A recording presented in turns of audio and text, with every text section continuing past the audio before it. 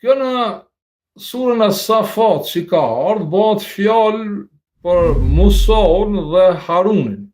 E të gjithë e dim se Haruni e njohëm, ashtu na ka mësuar se Haruni është vëllau i Musaut, por varet si kuptojmë idiomat dhe frazat e Kuranit dhe vjen udhëzimi në dysi. Wa hedejna huma, kjo huma është për emër vetor, bëhet fjalë për Musaun dhe Harunin, sirat tal mustaqim, në rrugën e drejtë, pra 4 cifresh bëhet fjalë për 10 udhëzimet që i përmenda. Njëjtë edhe kjo ihdina sirat al mustaqim, që ka në suratul Fatiha te profeti i fundit që ne njohim me emrin Muhammed, dhe na mundsoft Zoti të gjithë ne që ndjekmi rrugën e Kuranit të ngritemi në shkallën e vlerës së asaj që quhet Muhammed.